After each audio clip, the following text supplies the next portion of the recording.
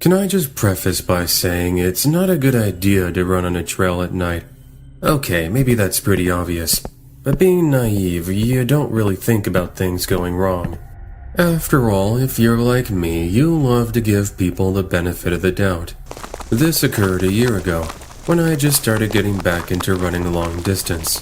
I do have marathons with my friends, but I had started to get lazy on training. This must have been my third or fourth day back into the routine.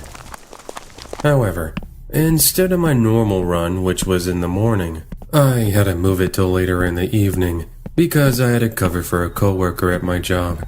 This means by the time I get there, it's about 7:30 p.m. Since this was in the summer, I had about 30 minutes of sunlight, so not too much to worry about. Now, the trail I run at starts next to a courthouse. 2 miles later, you reach a busy intersection. The trail then continues after that for another 3 miles. But I decided to just do the first 2, since again, I'm working with what little sunlight I've got left.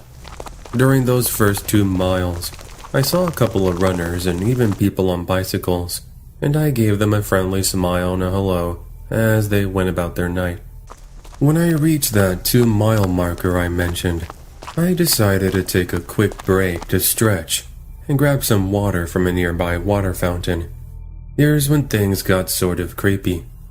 In the distance, no more than 50 feet from me, I was able to make out a fairly large figure in a hoodie and jeans stumbling through the tree line. I watched them while I stretched, and then I noticed they began walking toward me. Maybe they were a fellow trail runner, or maybe someone who was walking. Pretty weird outfit they had, but to each their own, I guess. Anyways, I like to give people the benefit of the doubt, which is why I give a quick wave and a friendly smile. Moments later, it's a man walking up to me, and he's asking if I could give him the time. I look at my Apple Watch, and just as I'm about to say something, he reaches for my arm and rips the watch off of me. Hey, what are you doing? Give that back. I try to reach for it, but he moves out of the way, taking out a small knife in the process. I froze, as he then demands I give him any other valuables I had on my person, which I had my ID card and my phone. This was the moment when fight or flight kicked in, and I thought of something pretty risky. I was going to pretend to hand over the phone, but then I was going to use the opportunity to go for a low blow. It worked. Just when it seems he's got his wish and he has his hands on my device, I make my move and connect with his family jewels, as he falls to the ground like a ton of bricks. This was my chance. I went ahead and kicked the knife from his reach, which has fallen out of his grasp, and I soon grab it, telling him to stay where he was. Luckily, I wouldn't have to wait too long for help, because in the distance, I see 2 of the largest dogs I'd ever seen. They turned out to be German Shepherds. Well, not only did I have these awesome dogs to thank, but the owners too.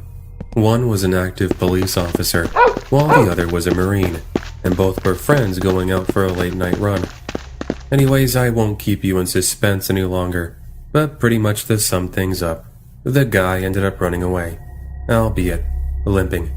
Thankfully, he wouldn't get away for too long, and he was located by police thanks in part to the description the 3 of us provided. So that's one less bad person out there trying to rob you. By the way, I now carry pepper spray and a knife for self-defense.